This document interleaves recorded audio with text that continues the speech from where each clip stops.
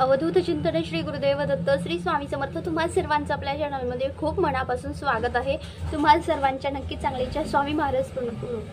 प्रत्येक माहेरवाशीण ह्या दिवसाची आतुरतेने वाट पाहते। ती तिच्या भावासाठी अतिशय आनंदाने उत्साहाने तयार असते। तो सण म्हणजे आपल्या सर्वांसाठी आनंदाचा दिवस म्हणजे रक्षाबंधन।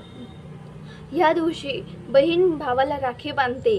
या राखी बांधण्याच्या वेळेस आपण कोणता मंत्र म्हणायला हवा जेणेकरून आपल्या भावाचं संरक्षण व्हावं, त्याची प्रगती व्हावी, ह्या सगळ्यांसाठी एक मंत्र आहे। तो मंत्र आज मी तुम्हाला सांगणार आहे। तो मंत्र खूप छान आहे, पण प्रत्येक बहिणीने भावासाठी असंच करावं यासाठी संपूर्ण व्हिडिओ बघा। प्रत्येक बहिणीला असं वाटत असतं की माझ्या भावाला सगळं सुख मिळावे, सगळी म्हणजे त्याला सगळी तिची प्रगती जास्तीत जास्त व्हावी, त्याला दुःख संकट यातनं तो त्रास होऊ नये, त्याला कशाचाही त्रास होऊ नये याच्यासाठी बहीण भावाचं अतिशय मनाभावे ती तिचं एकच म्हणणं असतं बहिणीचं का तू बाबा काही दे किंवा नको देऊ पण माझ्या सोबत तू कायम राहा, तू दोन शब्द विचार, बहिणीचं एवढं म्हणणं असतं। पण कसं असतं ना, बहीण जेवढं आपल्या बहीण भावाचं नातं असं असतं ना की तुझं माझं जमेना, तुझ्या हातून करमेना।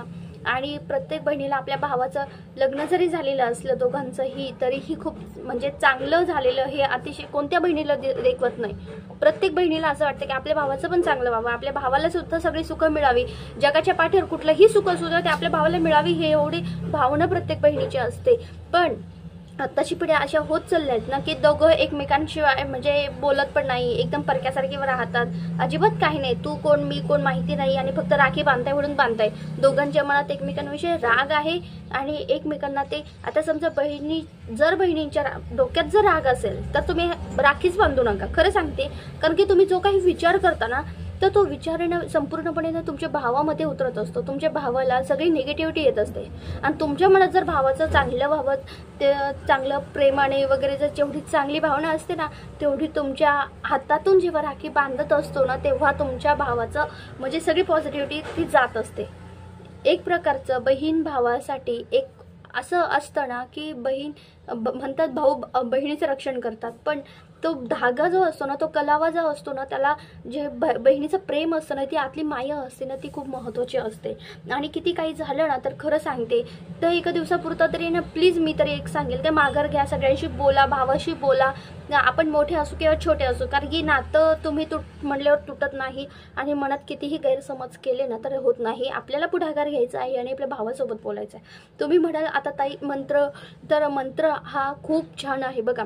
कायम आपण बघू ज्या बहिणींना मनापासून वाटतं, मला तरी हे एकच वाटतंय, ज्या बहिणींना मनापासून वाटतंय की भावाचं चांगलं व्हावं, भावाचं संरक्षण व्हावं, प्रत्येक बहिणीला वाटतं तो भाग वेगळा आहे, पण प्रत्येकाच्या मनात विचार पण वेगळे असतात। आजकाल जे चालत्या परिस्थितीनुसार सुद्धा हे होतं। पण आपल्याला राखी बांधताना कोणता मंत्र म्हणायचा आहे? जेव्हा राखी आपण बांधणार आहोत त्यावेळेस आपलं पूर्व पश्चिम मुख असायलाच हवं। त्या राखीला हळदी कुंकू लावायचं, महाराजांपुढे ठेवायची, स्वामी समर्थ महाराजांपुढे, आणि मग ती आपल्या भावासाठी बांधायची।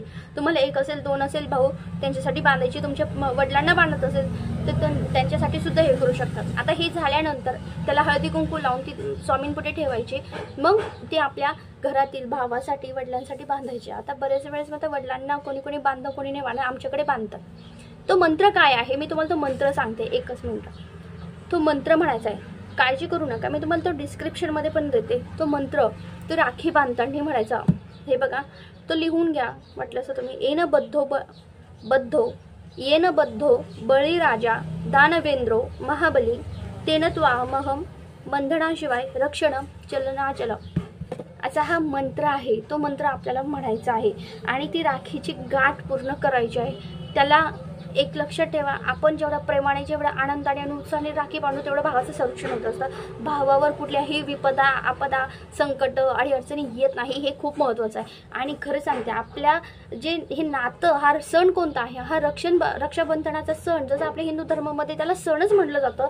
हा कुठलाही प्रकारचा एक दिवस नाही, एक तो साजरा करायचा नाही, पण हा सण जो असतो ना तो भावा बहिणीचं नातं अतूट करणारा आहे, घट्ट करणारा आहे। जे तुटलेलं नातं आहे ना ते तुटलेलं नातं घट्ट म्हणजे बांधून ठेवणार आहे. म्हणून सांगते हा दिवस खूप महत्त्वाचा आहे. हा आपल्याला मंत्र म्हणायचा आहे, आपल्या भावासाठी एकदा म्हणायचं आहे, जास्त वेळा म्हणायचं नाही. तुम्ही बहिणींना बांधायचं असेल तर बांधू शकता. मोठी बहीण छोट्या बहिणींना, छोटी बहीण मोठ्या बहिणींना असं पण करू शकते. ज्याची त्याची भावना असते. आणि कसं असतं ना, आम्ही आईला पण बांधतो आणि आई आम्हाला पण बांधते, मला पण बांधते. कारण की मला म्हणजे कसं होतं ना, हे खूप छान नातं आणि आपलं कसं असतं ना, हे नात्यामुळे तो एक गोडवा, तो आनंद, तो क्षण खूप छान वाटतं. म्हणून सांगते, जर तुम्हाला जर बहीण असेल आणि तुम्ही स्वतः म्हणजे कोणी भाऊ असेल, कोणी बहीण असेल, माझा जो व्हिडिओ बघतोय, आनंदाने हा सण साजरा करा. भाऊ असेल तर बहिणीला आनंदाने फोन करा की ताई तू कधी येते, ताई तू कधी येते.